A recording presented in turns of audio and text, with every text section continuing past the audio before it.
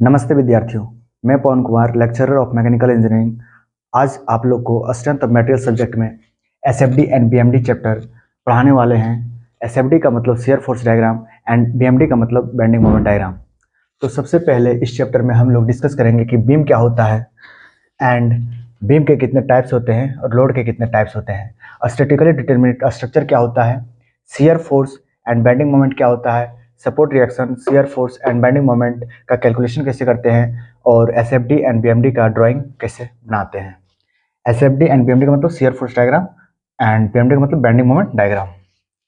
तो चलिए सबसे पहले जो पहला टॉपिक है कि बीम क्या होता है, इसके बारे में हम लोग समझते हैं। जो भी हॉरिजॉन्टल स्ट्रक्चर जो किसी लोड को कैरी करता है उसे हम लोग बीम कहते हैं। यानी कि कोई भी हॉरिजॉन्टल स्ट्रक्चर जिसमें कुछ लोड लग रहा हो उसे क्या कहेंगे, बीम। बीम को जो सहारा देता है उसको क्या बोलेंगे, सपोर्ट। और बीम के ऊपर में क्या लगता है, load.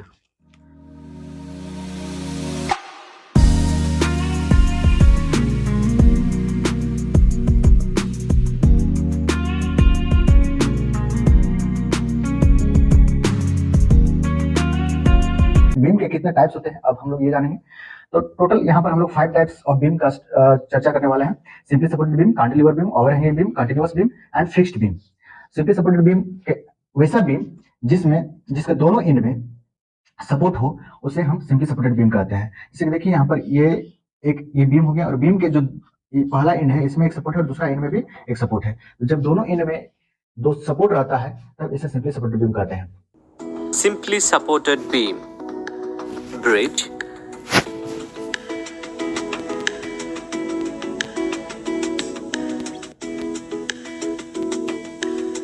in simply supported beam, the ends of the beam are freely rest on walls or columns. Simply supported beam.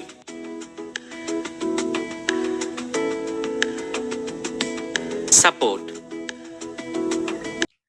अगर यदि हम लोग ये दोनों सपोर्ट्स ये जो दोनों एंड पर जो सपोर्ट है उस सपोर्ट से अगर बीम एक्सटेंड कर जाए, मतलब ओवरहैंग कर जाए, मतलब इस सपोर्ट से भी बाहर निकल जाए तो उसे हम ओवरहैंगिंग बीम कहते हैं। तो देखिए यहाँ पर सपोर्ट से बाहर निकल गया है बीम, तो ये ओवरहैंगिंग बीम है।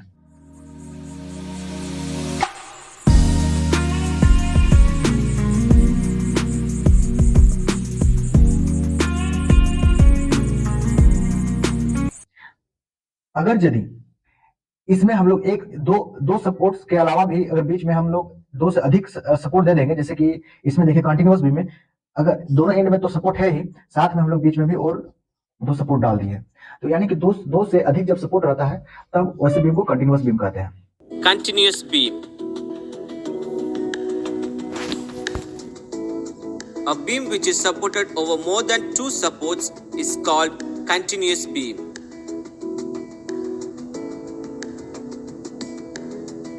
These span between the supports may be equal, unequal.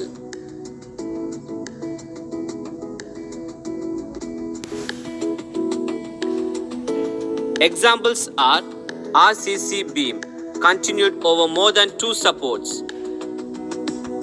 ये बीम है और इस बीम का ये वाला एंड इधर दीवार में फिक्स है और ये दूसरा एंड फ्री है, ये मेरा कैंटिलीवर बीम हो गया।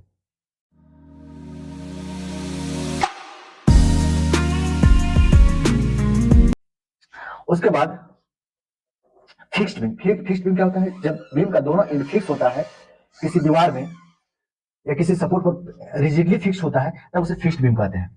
Fixed beam. A beam with both ends rigidly fixed or built in called fixed beam or built-in beam or Ancaster beam. Example are RCC beam in framed structure. तो हम लोग यहाँ पर 5 टाइप्स देख लिए। पहला टाइप सिंपली सपोर्टेड बीम, जब दोनों एंड पर सपोर्ट हो तो सिंपली सपोर्टेड बीम कहते हैं। कैंटिलीवर बीम क्या होता है, जब वन एंड फिक्स्ड होता है और दूसरा एंड फ्री होता है तो कैंटिलीवर बीम कहते हैं। ओवरहैंगिंग बीम क्या होता है, सिंपली सपोर्टेड बीम से थोड़ा सा ये डिफरेंट है कि सिंपली सपोर्टेड बीम का बीम बाहर सपोर्ट के बियॉन्ड एक्सटेंडेड नहीं रहता है, लेकिन इसमें सपोर्ट से भी आगे एक्सटेंड कर जाता है बीम। या तो दोनों तरफ एक्शन कर सकता है, या कोई एक तरफ भी एक्शन करे तो भी हम लोग ओवरहैंगिंग बीम कहेंगे। कोई एक तरफ भी अगर एक्शन करे तब भी हम लोग ओवरहैंगिंग बीम कहेंगे। जैसे कि ये भी ओवरहैंगिंग बीम है, यहाँ पर एक तरफ ओवरहैंग हुआ है, एक तरफ एक्सटेंड हुआ है, तो ये भी ओवरहैंगिंग बीम है। उसके बाद कंटिन्यूअस बीम क्या होता है, जब दो से अधिक सपोर्ट बीम को बीम के नीचे दो से अधिक सपोर्ट रहेगा तो उसे कंटिन्यूअस बीम कहेंगे। और फिक्स्ड बीम, जब दोनों एंड फिक्स्ड रिजिडली फिक्स्ड रहेगा सपोर्ट में या वॉल में, तब उसको फिक्स्ड बीम कहेंगे। अब हम लोग जानेंगे कि बीम में जो लोड होते हैं, जो लोड लगते हैं, उस लोड के कितने टाइप्स होते हैं। तो पहला टाइप है पॉइंट लोड, इसको हम लोग कंसंट्रेटेड लोड भी कहते हैं। दूसरा है यूनिफॉर्मली डिस्ट्रीब्यूटेड लोड, तीसरा है यूनिफॉर्मली वेरिंग लोड। पहला क्या है, पॉइंट लोड। पॉइंट लोड मतलब कि अगर यदि बीम के किसी एक पॉइंट पर कोई लोड एक्ट करेगा तो उस लोड को कहेंगे पॉइंट लोड। देखिए जैसे यहाँ पर जो हम लोग ब्लॉक डायग्राम बनाए हैं, इसमें ये लोड को एक कोई लोड को ही रिप्रेजेंट कर रहे हैं। यहाँ पर हो सकता है कि बॉक्स वगैरह रखा हुआ होगा या फिर कुछ सामान रखा हुआ होगा, तो ये कोई एक पॉइंट पर यहाँ पर एक्ट कर रहा है। जो सामान यहाँ पर रखा गया है वो सामान बीम के ऊपर जो रखा गया है वो बीम के किसी एक पॉइंट पर एक्ट कर रहा है, इसलिए इसे हम यहाँ पर पॉइंट लोड बोलेंगे। लेकिन यहाँ पर देखिए यूनिफॉर्मली डिस्ट्रीब्यूटेड लोड क्या होता है। यूनिफॉर्मली डिस्ट्रीब्यूटेड लोड कहने का मतलब जब बीम के पूरा स्पान में या जहां से जहां तक लोड लग रहा है, अगर हर एक जगह यूनिफॉर्मली उसका लोडिंग का इंटेंसिटी यूनिफॉर्मली है, कहने का मतलब कि हर जगह समान रूप से लोड हर जगह समान रूप से लग रहा है, तो उसे यूनिफॉर्मली डिस्ट्रीब्यूटेड लोड कहते हैं। जैसे कि यहाँ पर बीम का पूरा लेंथ में एक समान रूप से लोड लग रहा है।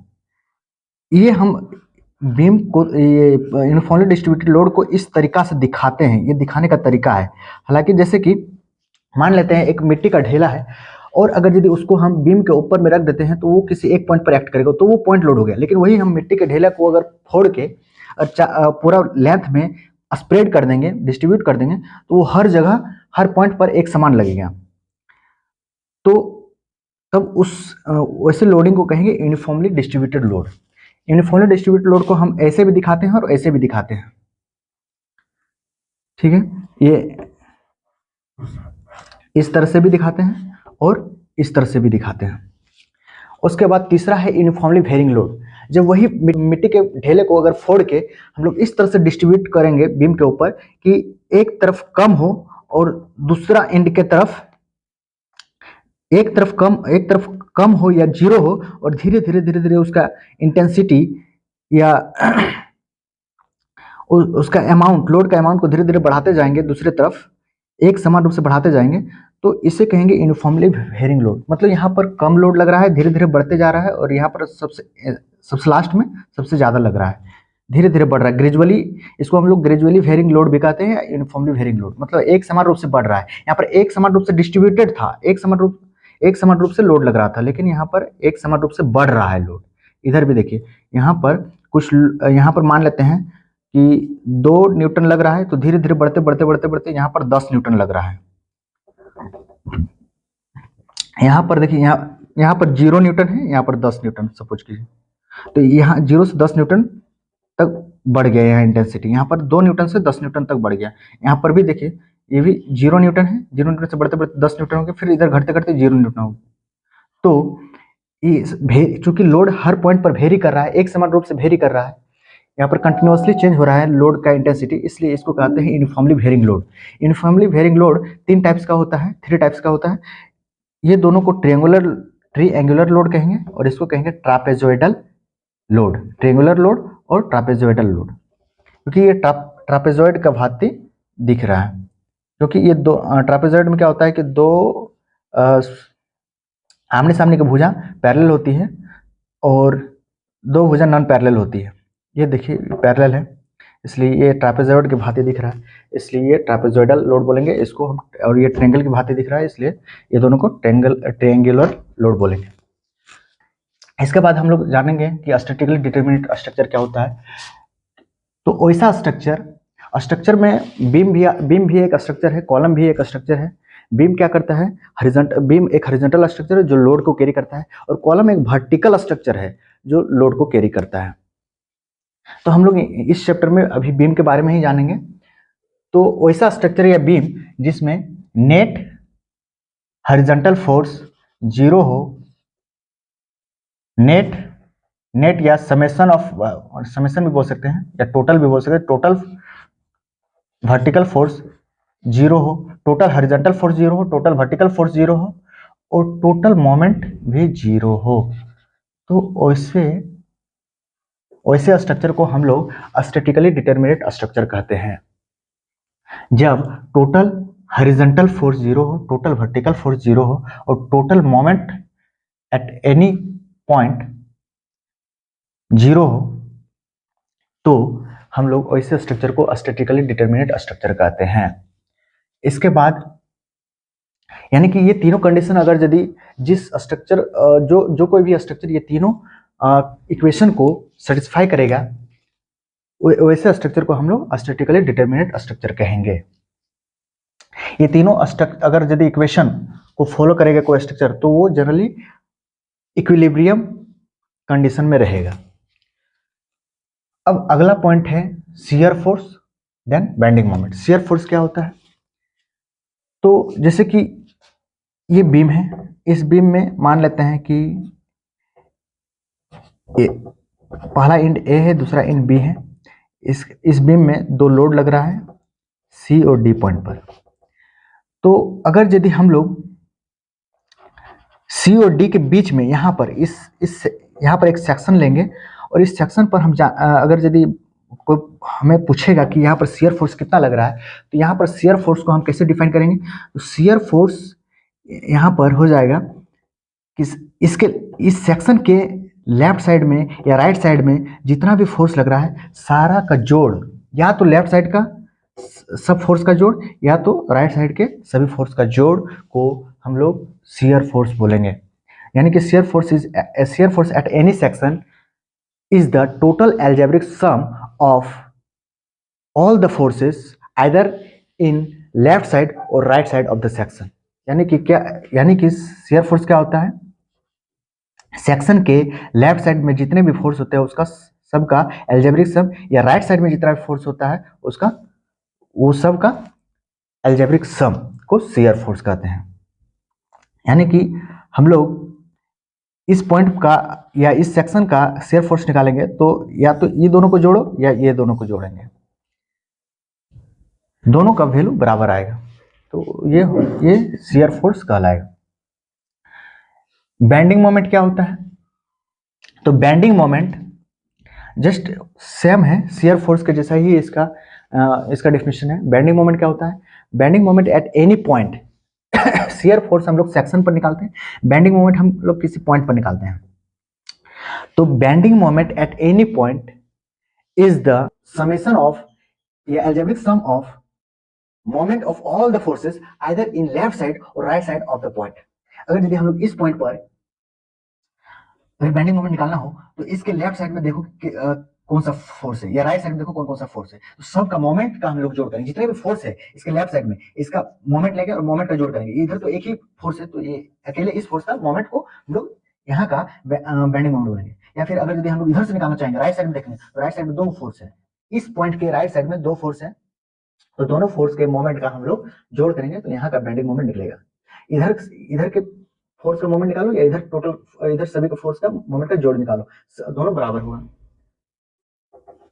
इधर के मोमेंट का जोड़ करो या इधर के मोमेंट का जोड़ करो, दोनों बराबर निकलेगा। तो हम लोग किसी एक तरफ का मोमेंट लेते हैं तो हमारा बेंडिंग मोमेंट कहलाता है। उसके बाद हम लोग support reaction, shear force and bending moment का कैलकुलेशन कैसे करते हैं। तो चलिए सपोर्ट रिएक्शन पहले पढ़ लेते हैं। सपोर्ट रिएक्शन क्या होता है, सपोर्ट रिएक्शन कैसे कैलकुलेशन करते हैं सब।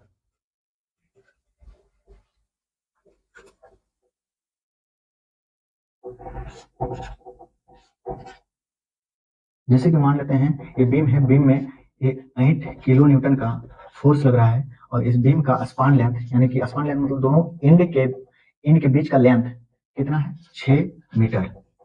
तो हम लोग यहाँ पर सपोर्ट रिएक्शन निकालेंगे।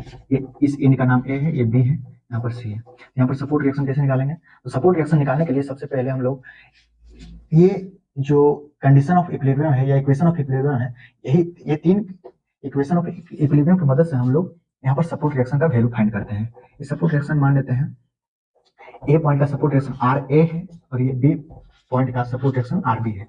आर ए और आर बी निकालने के लिए हम लोग क्या करेंगे, इफ सबसे पहले यहाँ पर हॉरिजॉन्टल फोर्स तो लग नहीं रहा है, तो हॉरिजॉन्टल फोर्स तो ऑलरेडी जीरो है, इसको हम लेंगे नहीं, हम इसको लेते हैं और इसको लेते हैं। क्यों? क्योंकि वर्टिकल फोर्स जीरो होना चाहिए। यहाँ पर वर्टिकल फोर्स लग रहा है, इसको हम जीरो करेंगे और वहां से एक इक्वेशन निकलेगा, फिर moment is equal to zero करेंगे, वहां से एक इक्वेशन निकलेगा और दोनों इक्वेशन की मदद से हम लोग आर ए और आर बी को फाइंड करेंगे। और F X is equal to zero नहीं लेंगे, sigma F X equal to zero नहीं लेंगे, क्योंकि यहाँ पर हॉरिजॉन्टल फोर्स एक्ट नहीं कर रहा है। तो summation of F Y is equal to zero.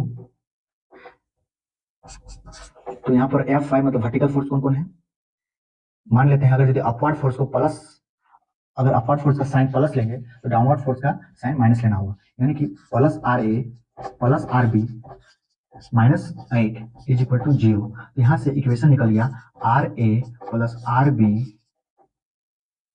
Is equal to 8 kilo newton. ये मेरा इक्वेशन 1 है। ध्यान रखें जो 8 किलो न्यूटन है सी पॉइंट पर लग रहा है, ये बीच मिड पॉइंट पर लग रहा है, एकदम बीचों बीच में मिड पॉइंट पर लग रहा है। तो R A plus R B is equal to 8 kilo newton. अब हम लोग दूसरा इक्वेशन लगाते हैं, moment about A point is equal to zero, summation of moment at point A is equal to zero. तो यानी कि हम लोग ए पॉइंट पर जितना भी फोर्स का मोमेंट है, ए पॉइंट पर जितना भी मोमेंट है सब पर जोड़ करेंगे और इज इक्वल टू जीरो करेंगे। तो ए पॉइंट के अबाउट में मोमेंट कौन कौन लगा रहा है, ये 8 किलो न्यूटन लगा रहा है और आर बी लगा रहा है, यानी रिएक्शन ऑफ दिस सपोर्ट। ये दोनों इस पॉइंट पर मोमेंट क्रिएट कर रहा है। आर ए मोमेंट क्रिएट नहीं करेगा, क्योंकि मोमेंट क्रिएट करने के लिए लोड का कुछ पॉइंट से कुछ डिस्टेंस में होना जरूरी है। यहाँ पर इस पॉइंट से, क्योंकि ये जो आर ए है, ये जो आर ए फोर्स या सपोर्ट रिएक्शन है, ये इसी पॉइंट पर लग रहा है, इसीलिए इसका कोई मोमेंट क्रिएट नहीं होगा। जो दूर में रहेगा, इस पॉइंट से जो थोड़ा सा दूर में रहेगा, वही यहाँ पर मोमेंट क्रिएट करेगा। यानी कि इससे दूर में, इस पॉइंट से दूर में कौन कौन है, 8 किलो न्यूटन और आरबी, तो ये दोनों मोमेंट क्रिएट करेगा। ये दोनों का मोमेंट का जोड़ करते हैं और इक्वल टू जीरो करते हैं। तो अगर हम आरबी का मोमेंट को प्लस अगर यदि लेंगे तो आरबी इंटू आरबी का मोमेंट ए के अबाउट में क्या हो जाएगा, आरबी इंटू 6, तो इसको हम प्लस ले लिए। तो अगर यदि ये ऊपर घुमाने वाले मोमेंट को अगर प्लस लेंगे तो नीचे की तरफ घुमाने वाले मोमेंट को हमको माइनस लेना होगा, यानी कि 8 इंटू 3, यहाँ से यहाँ तक का डिस्टेंस कितना है 3, क्योंकि मिड पॉइंट पर एक्ट कर रहा है 3 इज इक्वल टू 0। तो यहाँ से मेरा निकल गया ये प्लस का साइन है, प्लस आरबी इंटू 6। तो यहाँ से मेरा निकल गया आरबी बराबर 8 माइनस 8 3 जा 24 माइनस 24, उधर जाएगा तो प्लस 24, और आरबी इंटू 6 था, फिर 6 इधर आएगा तो डिवाइड बाय 6 हो जाएगा, यानी कि कैंसिल होकर कितना आएगा 4 किलो न्यूटन, यानी कि आरबी मेरा 4 किलो न्यूटन आया। तो जब आरबी मेरा 4 किलो न्यूटन आया तो हम इसके वैल्यू को इक्वेशन 1 में रखेंगे, तो आर ए यहाँ पर क्या आ जाएगा, आर ए भी 4 आ जाएगा। Putting this value of RB in equation 1 we will get R A plus RB का वैल्यू 4 है, इसको पुट कर दें इक्वल टू 8। तो यहाँ से मेरा आर ए निकल जाएगा, 4 को उधर भेजेंगे तो 8 माइनस 4 हो जाएगा, 8 माइनस 4 इक्वल टू 4, यानी आर ए बराबर 4 किलो न्यूटन। यानी कि यहाँ पर जो रिएक्शन फोर्स एट ए लग रहा है वो भी 4 किलो न्यूटन आया, इसका भी मान 4 किलो न्यूटन और इसका भी मान 4 किलो न्यूटन, दोनों बराबर आया। तो ये चीज याद रखिएगा कि अगर यदि कोई लोड बीम के मिड पॉइंट पर एक्ट कर रहा होता है तो उसका लोड उसको सपोर्ट देने के लिए ये दोनों इनमें जो सपोर्ट होता है वो दोनों बराबर रिएक्शन लगा के इसको न्यूट्रलाइज करता है। यानी कि 8 किलो न्यूटन है तो 8 किलो न्यूटन को रोकने के लिए या न्यूट्रलाइज करने के लिए इधर ये दोनों 4 किलो न्यूटन का फोर्स लगाएगा। 8 किलो न्यूटन को रोकने के लिए 4 किलो न्यूटन का फोर्स लगाएगा। अगर यदि यहाँ पर 10 किलो न्यूटन होता तो ये 5 किलो न्यूटन का रिएक्शन फोर्स लगाता। अगर ये यहाँ पर 100 किलो न्यूटन होता तो 50 किलो न्यूटन का फोर्स रिएक्शन फोर्स लगाता। तो हम लोग इतना करने, अगर यदि मिड पॉइंट पर लोड एक्ट करेगा तो हम लोग इतना करने का कोई जरूरत नहीं, हम लोग डायरेक्ट भी लिख सकते हैं कि बाय सिमेट्री या by rule of symmetry R A बराबर 4 kilo newton and R B बराबर 4 किलो न्यूटन, डायरेक्ट भी हम लोग लिख सकते हैं जब मिड पॉइंट पर कोई लोड एक्ट करेगा तब। सिमेट्री कहने का मतलब कि चूंकि मिड पॉइंट पर एक्ट कर रहा है, तो मिड पॉइंट पर लोड एक्ट करने के कारण से बीम इधर इधर इस मिड पॉइंट के इधर जितना बीम का लेंथ है, इधर भी उतना ही बीम का लेंथ है। जब इस तरह का कंडीशन रहेगा तो दोनों रिएक्शन का मान इस लोड का हाफ हाफ हो जाता है, यानी कि ये 8 किलोमीटर है तो ये भी 4 किलोमीटर, ये भी 4 किलोमीटर हो जाएगा। तो हम लोग इस तरह से डिटेल से भी निकाल सकते हैं, या तो डायरेक्ट, अगर यदि डायरेक्ट करना चाहें तो भी गलत नहीं होगा। डायरेक्ट हम लोग लिख सकते हैं by the rule of symmetry reaction at A will be 4 kilonewton and reaction at B will be 4 kilonewton. अब हम लोग यहाँ पर जब सपोर्ट रिएक्शन निकालेंगे तो अब हम लोग निकालेंगे shear force and bending moment. तो शियर फोर्स हम लोग अलग अलग सेक्शन पर निकालते हैं। यहाँ पर ये लोड हम लोग शियर फोर्स निकालने के लिए हम लोग पहले क्या निकाल लिए, सपोर्ट रिएक्शन निकाल लिए। अब हम लोग सब शियर फोर्स निकालेंगे। अब हम लोग शियर फोर्स निकालेंगे।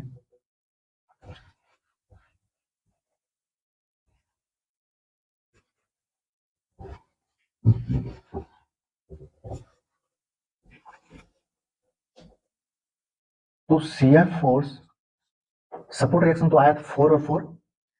अब हम लोग शियर फोर्स निकालेंगे। तो शियर फोर्स निकालने के लिए हम लोग पहले सेक्शन खींचते हैं। सेक्शन एक्स एक्स और सेक्शन वाई वाई, दो सेक्शन खींच दिए। ये सेक्शन कहाँ पर, ये दोनों सेक्शन कहाँ पर खींचेंगे? ये जो लोड है, ये लोड बीम को दो पार्ट में डिवाइड कर दे रहा है। तो पहला पार्ट में हम लोग एक्स एक्स ड्रॉ कर दिए, एक्स एक्स सेक्शन, और दूसरा पार्ट में हम लोग वाई वाई सेक्शन ड्रॉ कर दिए। इस सेक्शन का आने का मतलब यहाँ पर हम लोग देखेंगे कि शियर फोर्स इस सेक्शन में कितना लग रहा है। तो जो एक्स एक्स सेक्शन में जो शियर फोर्स लगेगा उसको हम मान लेते हैं एफ एक्स एक्स यानी कि shear force at X X. यहाँ हम केवल एक एक्स में लिख सकते हैं, shear force at X X is equal to कितना होगा। तो हम लोग हम पहले ही बता चुके हैं कि shear force at any section is the algebraic sum of all the forces either in left side और राइट साइड। या तो हम लोग लेफ्ट साइड के सारे फोर्स का जोड़ करेंगे या राइट साइड के सारे फोर्स का जोड़ करेंगे।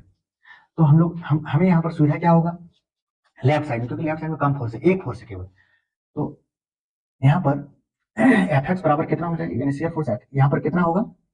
तो लेफ्ट साइड में केवल फोर्स कौन सा फोर्स लगा, आर ए। तो एफ एक्स बराबर क्या होगा, आर ए। अगर यदि आर ए के साथ और भी कुछ फोर्स होता है तो उसको भी जोड़ते हैं आर ए के साथ में, लेकिन यहाँ पर कुछ साइन देना होगा, कुछ चिन्ह देना होगा। तो उसके लिए याद रखिएगा, साइन कन्वेंशन एक है कि right downward force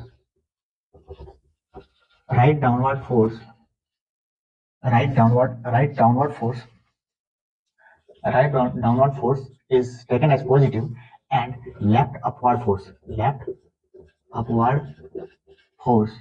is taken as positive.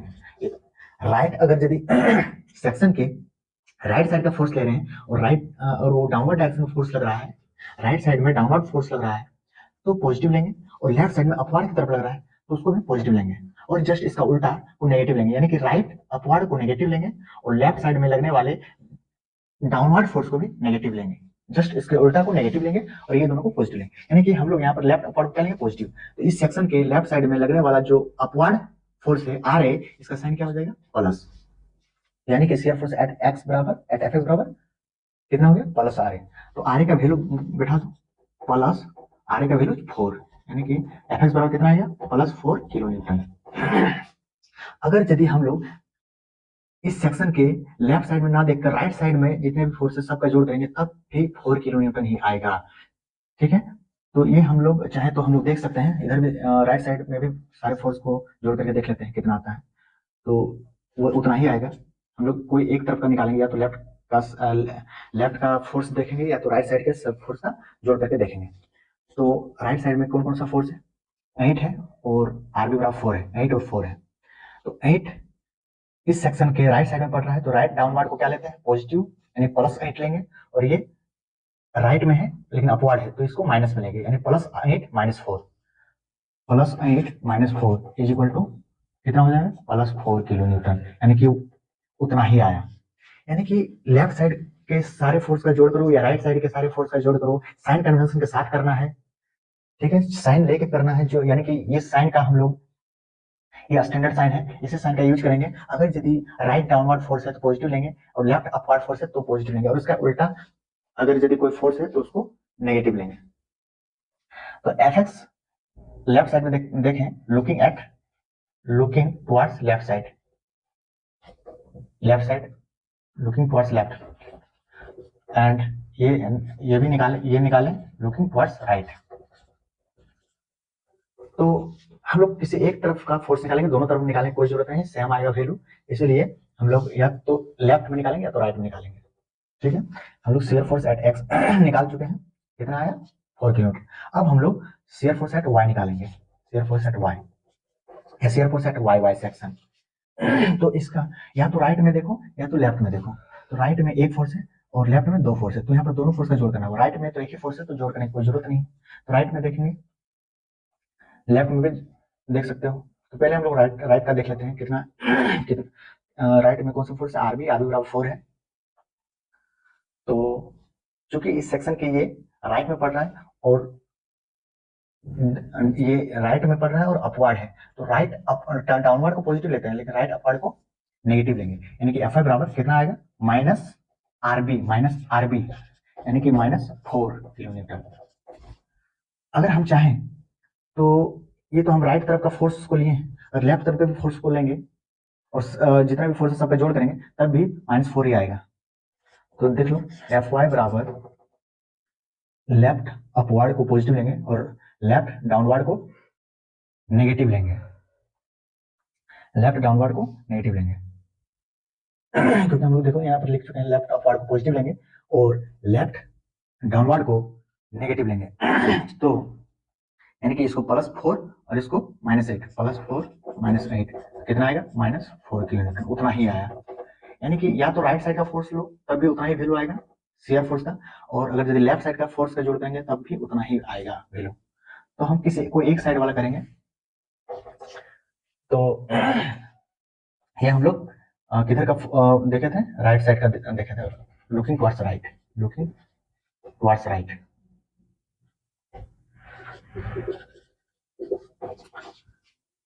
तो ये मेरा शेयर फोर्स निकल चुका है दोनों सेक्शन पर। अब हम लोग बेंडिंग मोमेंट निकालेंगे। तो बेंडिंग मोमेंट निकालने के लिए जिस तरह से हम लोग शेयर फोर्स सेक्शन पर निकालते हैं, हम लोग बेंडिंग मोमेंट पॉइंट पर निकालते हैं। ए पॉइंट पर बेंडिंग मोमेंट क्या होगा, सी पॉइंट पर बेंडिंग मोमेंट क्या होगा और बी पॉइंट पर बेंडिंग मोमेंट क्या होगा। तो हमेशा याद रखिएगा सिंपली सपोर्टेड बीम में दोनों एंड पर बेंडिंग मोमेंट 0 होता है। यहाँ पर भी बेंडिंग मोमेंट 0, यहाँ पर भी बेंडिंग मोमेंट 0। क्यों? क्योंकि हम लोग बोले थे बेंडिंग मोमेंट का परिभाषा से ही हम लोग जानते हैं कि bending moment is the sum of algebraic sum of all the moment of forces either in left side और राइट साइड। तो इसके लेफ्ट साइड में कोई फोर्स है ही नहीं, तो उसका मोमेंट कोई मोमेंट होगा ही नहीं, यानी कि मोमेंट यहाँ पर 0 होगा। तो सवाल उठता है कि राइट साइड में तो फोर्स है, तो राइट साइड में फोर्स है तो सारे फोर्स का अगर मोमेंट करके सारे फोर्स का मोमेंट निकाल के अगर जोड़ करेंगे तब भी 0 ही हो जाएगा। ठीक है, यानी कि यहाँ पर ए पॉइंट पर मोमेंट क्या होगा, 0 होगा। आप लोग निकाल के देख सकते हैं। उसी तरह से हम लोग मोमेंट एट सी निकालेंगे। तो मोमेंट एट सी निकालने के लिए या तो लेफ्ट साइड के मोमेंट का जोड़ करो या राइट साइड के फोर्स के मोमेंट का जोड़ करो। तो कोई एक तरफ देखो, चलिए हम लेफ्ट तरफ देखते हैं। तो लेफ्ट तरफ में कौन फोर्स है, आर बराबर 4 है, यानी 4 इंटू, देखिए मोमेंट बराबर होता है load into distance, force into distance, यानी कि यहाँ पर 4 इंटू 3, क्योंकि हम इस पॉइंट पर मोमेंट निकाल रहे हैं, यानी कि लोड इंटू दिस डिस्टेंस, यानी 4 इंटू 3। अब सवाल उठता है कि यहाँ पर साइन क्या लेंगे। याद रखिएगा मोमेंट बेंडिंग मोमेंट निकालने के लिए साइन कन्वेंशन क्या लेते हैं कि अगर मोमेंट किसी फोर्स का मोमेंट अगर सैगिंग कर रहा है तो उस फोर्स के मोमेंट को पॉजिटिव लेंगे, और हॉगिंग कर रहा है तो नेगेटिव लेंगे। ये सैगिंग और हॉगिंग क्या होता है, अगर यदि बीम के किनारों को ऊपर उठाने की कोशिश कर रहा है, यानी कि कनकेव शेप देने की कोशिश कर रहा है, अवतल आकृति देने की कोशिश कर रहा है, तो उस मोमेंट को हम लोग पॉजिटिव लेंगे। और अगर यदि कॉन्वेक्स शेप देने की कोशिश कर रहा है, मतलब उत्तल शेप, यानी कि किनारों को नीचे गिराने की कोशिश किया जा रहा है, किनारों को नीचे धंसाने की कोशिश किया जा रहा है, गिराने की कोशिश किया जा रहा है, तो वैसे मोमेंट को हम लोग नेगेटिव लेंगे। इस एक्शन को, इस शेप को कहते हैं या इस एक्शन को कहते हैं सैगिंग एक्शन, इसको कहते हैं हॉगिंग एक्शन। अगर सैगिंग किया जा रहा है, अगर कोई मोमेंट सैगिंग कर रहा है तो उस मोमेंट को प्लस लेंगे, और हॉगिंग कर रहा है तो माइनस लेंगे। तो यहाँ पर देखो जो ये जो फोर्स है, ये 8 किलो न्यूटन जो है, नहीं सॉरी, ये जो सी पॉइंट पर जो भी मोमेंट लग रहा है आर ए के द्वारा, वो आर ए क्या कर रहा है, इस बीम को सैगिंग करने की कोशिश कर रहा है, ऊपर उठाने की कोशिश कर रहा है इस तरह से। जब यहाँ पर लगेगा तो बीम ऊपर इस तरह से उठ जाएगा, यानी ये सैगिंग करने की कोशिश कर रहा है, इसलिए इसको प्लस लेंगे। और अगर यदि इसको अगर नीचे गिराने की कोशिश करता तो हम यहाँ पर माइनस लेते हैं। 4 3 कितना हो जाएगा, 12 किलो न्यूटन मीटर। ठीक है, बेंडिंग मोमेंट का यूनिट होता है kilo newton metre. Newton metre होता है, क्योंकि हम लोग यहाँ पर फोर्स को किलो न्यूटन में लिए हैं और डिस्टेंस को मीटर में लिए हैं, इसलिए यहाँ पर यूनिट हो जाएगा किलो न्यूटन मीटर। अब हम लोग M B, moment at B निकालने की कोशिश करेंगे। तो मोमेंट एट बी निकालने के लिए ये जीरो ही होगा, हम पहले बता चुके कि इन पर मोमेंट जीरो होता है। अगर तुम लोग निकालना भी चाहो तो निकाल सकते हो, कैसे? इसके राइट साइड में तो कोई फोर्स है ही नहीं, ऐसे देख के पता चल रहा है कि जब राइट साइड में कोई फोर्स ही नहीं है तो मोमेंट भी नहीं होगा, यानी जीरो होगा। अगर यदि हम लेफ्ट साइड के फोर्स का मोमेंट का जोड़ करेंगे, फोर्स के मोमेंट का जोड़ करेंगे तो भी जीरो ही आएगा। चलिए दिखा देते हैं। तो इसके लेफ्ट साइड में, बी पॉइंट के लेफ्ट साइड में 4 किलोमीटर लग रहा है और यहाँ पर 8 किलोमीटर लग रहा है। तो ये 4 किलोमीटर, आर का वैल्यू 4 है, 4 किलोमीटर इनटू डिस्टेंस, ये डिस्टेंस 4 इंटू 6, क्योंकि मोमेंट निकालने के लिए क्या करते हैं, लोड को डिस्टेंस से गुणा करते हैं। तो 4 इंटू 6 एंड 8 इंटू 3, यहाँ से यहाँ तक का डिस्टेंस 3 है, यहाँ से यहाँ तक का डिस्टेंस 3 है, क्योंकि ये बीच बीच पर लग रहा है। तो 4 इंटू 6, 4 इंटू 6 एंड 8 इंटू 3, ये दोनों मोमेंट का जोड़ करेंगे। हालांकि साइन कन्वेंशन के साथ, ये साइन कन्वेंशन यहाँ पर क्या होगा, 4 इंटू 6 का, तो ये क्या करने की कोशिश कर रहा है, 4 सेकंड करने की कोशिश कर रहा है। सेकंड इस पॉइंट के अबाउट में इसको उठाने की कोशिश कर रहा है, इस पॉइंट के रिस्पेक्ट में देखेंगे, इसको ऊपर उठाने की कोशिश कर रहा है, यानी सेकंड कर रहा है, तो इसको हम प्लस लेंगे। और ये 8 किलो न्यूटन जो मोमेंट लगा रहा है, यानी घुमा रहा है, मोमेंट मतलब टर्निंग इफेक्ट, टर्न कर रहा है, घुमा रहा है, इस बीम को नीचे घुमाने की कोशिश करें, यहाँ पर ऐसे घुमाने की कोशिश करें, ऐसे नीचे गिराने की कोशिश करेगा, इसके अबाउट में नीचे गिराने की कोशिश करेगा, यानी कि इसको यानी हॉगिंग कर रहा है, यानी यहाँ पर माइनस लेंगे, यानी कि यहाँ पर plus 4 6 24 and 8 3 24, plus 24 minus 24 is equal to 0। यानी कि हम पहले ही बता दिए थे कि राइट साइड में तो कोई फोर्स है नहीं, तो राइट साइड के मोमेंट भी जीरो होगा। अगर लेफ्ट साइड में भी जो फोर्स है उसका मोमेंट का जोड़ देंगे तब भी जीरो ही आएगा। उसी तरह से ए पॉइंट पर भी हम लोग निकाल के देखेंगे तो जीरो ही आएगा। तो बेंडिंग मोमेंट यहाँ पर दोनों इन पर जीरो आया और बीच में सी पॉइंट पर 12 किलो न्यूटन मीटर आया। अब हम लोग इसका shear force diagram and bending moment diagram draw करेंगे। तो शियर फोर्स डायग्राम, इस डायग्राम, बीम के डायग्राम को हम फिर से बना लेते हैं और उसके नीचे हम शियर फोर्स डायग्राम और बेंडिंग मोमेंट डायग्राम ड्रॉ कर देंगे। ये ए और ये बी है, यहाँ ए पॉइंट बी पॉइंट, यहाँ पर रिएक्शन लग रहा है आर ए, यहाँ रिएक्शन लग रहा है आर बी, और बीच में सी पॉइंट पर 8 किलो न्यूटन का लोड लग रहा है। अब हम लोग क्या करते हैं कि इसके जस्ट नीचे, इस बीम के नीचे हम शियर फोर्स डायग्राम बनाते हैं।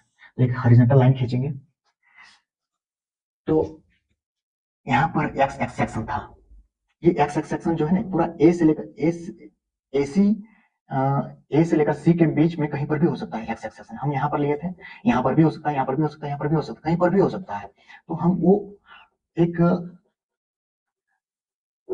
मतलब जो है एक एक्स एक्स सेक्शन यहाँ पर मान के चले थे कि इसके बीच में कहीं पर भी हो सकता है, यानी कि जो शियर फोर्स एक्स एक्स है वो 4 किलो न्यूटन है, यानी कि यहाँ पर 4 किलो न्यूटन लग रहा था। लेकिन अगर यदि इस एक्स एक्स सेक्शन को हम यहाँ पर खींचेंगे, है ना, यहाँ पर नहीं खींच के यहाँ पर खींचेंगे, तब तो यहाँ पर भी 4 किलो न्यूटन ही होगा, यहाँ पर भी 4 किलो न्यूटन नहीं होगा, यहाँ पर भी force, shear force 4 kilo newton ही होगा।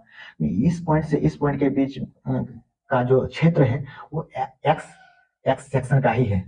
यहाँ से यहाँ तक कहीं पर भी एक्स एक्स होगा और यहाँ से यहाँ तक कहीं पर भी वाई वाई होगा, वाई वाई कहीं पर भी हो सकता है। यानी कि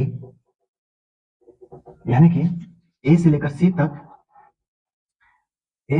सी तक के बीच में शियर फोर्स कितना होगा, 4 किलो न्यूटन। क्यों? क्योंकि ये एक्स एक्स का क्षेत्र है और ये यहाँ से यहाँ तक वाई वाई का क्षेत्र है। तो एक्स एक्स सेक्शन में शियर फोर्स 4 किलो न्यूटन है। तो यहाँ पर शियर फोर्स 4 किलो न्यूटन का एक 4 किलो न्यूटन के ऊंचा एक दीवार बना देंगे। यहाँ पर दीवार नहीं बना रहे हैं, मतलब कहने का मतलब कि 4 किलो न्यूटन के को रिप्रेजेंट करने के लिए एक हॉरिजॉन्टल लाइन खींचेंगे और इसको हम लोग यहाँ पर मिला देंगे। उसके बाद सी से बी के बीच का जो क्षेत्र है वो वाई वाई सेक्शन का है, तो वाई वाई सेक्शन में शियर फोर्स कितना लग रहा है, -4 किलो न्यूटन। तो यहाँ पर माइनस डायरेक्शन में, मतलब उल्टा डायरेक्शन में, नीचे के डायरेक्शन में 4 किलो न्यूटन का एक लाइन खींचेंगे और इसको भी मिला देंगे। तो ये लाइन 4 किलो न्यूटन को रिप्रेजेंट कर रहा है, ये -4 किलो न्यूटन को रिप्रेजेंट कर रहा है और ये +4 किलो न्यूटन को रिप्रेजेंट कर रहा है। ठीक है, तो और इसको हम लोग ऐसे हैचिंग कर सकते हैं, हैचिंग कर देंगे। तो ये +4 किलो न्यूटन, ये -4 किलो न्यूटन को रिप्रेजेंट कर रहा है, मतलब कि यहाँ से यहाँ तक शियर फोर्स लग रहा है +4 किलो न्यूटन और यहाँ से यहाँ तक लग रहा है -4 किलो न्यूटन। ठीक है, उसके बाद बेंडिंग मोमेंट डायग्राम खींचते हैं। ये मेरा शियर फोर्स डायग्राम हो गया। अब बेंडिंग मोमेंट डायग्राम खींचेंगे, तो बेंडिंग मोमेंट डायग्राम मतलब खींचने के लिए हम लोग ए पॉइंट पर देखेंगे कि ए पॉइंट पर मोमेंट कितना है, सी पॉइंट पर मोमेंट कितना है और बी पॉइंट पर मोमेंट कितना है। तो ए पॉइंट पर मोमेंट 0 है, तो ठीक है, यहाँ पर 0 है। सी पॉइंट पर मोमेंट 12 किलो न्यूटन है, तो 12 किलो न्यूटन के एक हम 12 किलो न्यूटन के बराबर का एक लाइन खींच देंगे, ऊपर उठा देंगे। उसका बी पॉइंट पर 0 है, 0 है। अब इसको हम मिलाएंगे, कोई जरूरी नहीं है कि ये लाइन खींचना है 12 किलो न्यूटन मीटर के 12 किलो न्यूटन मीटर। एक स्केल लेकर चलेंगे, ये 0 है तो यहाँ इतना दूर में 12 होगा। यहाँ पर पॉइंट भी दे सकते हैं, लाइन कोई जरूरी नहीं कि लाइन खींचना, यहाँ पर एक पॉइंट भी दे सकते हैं 12 अगर यदि मान लेते हैं कि 1 किलो न्यूटन मीटर को हम 1 सेंटीमीटर मान ले रहे हैं, तो 12 किलो न्यूटन मीटर को 12 सेंटीमीटर मानेंगे, तो 12 सेंटीमीटर के बराबर का हम एक बराबर डिस्टेंस का लेकर हम एक यहाँ पर पॉइंट बना देंगे। उसके बाद इसको हम लोग मिला देंगे। ए पॉइंट पर 0 है, बी पॉइंट पर भी मोमेंट 0 है और सी पॉइंट पर 0 नहीं है बल्कि 12 किलो न्यूटन मीटर है इतना डिस्टेंस पर। अब हम लोग इसको मिलाएंगे स्ट्रेट लाइन के द्वारा। तो ये मेरा बेंडिंग मोमेंट डायग्राम हो गया और ये पूरा पॉजिटिव है। देखिए शियर फोर्स यहाँ पर अपना साइन चेंज कर रहा था, इधर प्लस है, यहाँ से यहाँ तक +4 किलो न्यूटन और यहाँ से यहाँ तक -4 किलो न्यूटन, लेकिन यहाँ पर बेंडिंग मोमेंट पूरी पॉजिटिव है। चेंज तो हो रहा है, यहाँ पर 0 है, 0 से 12 किलो न्यूटन मीटर हो गया, फिर घट के 0 हो गया, लेकिन नेगेटिव नहीं हो रहा है। तो ये हुआ bending moment diagram. This is bending moment diagram, BMD, this is SFD, shear force diagram. तो इसको हम लोग हैचिंग कर सकते हैं।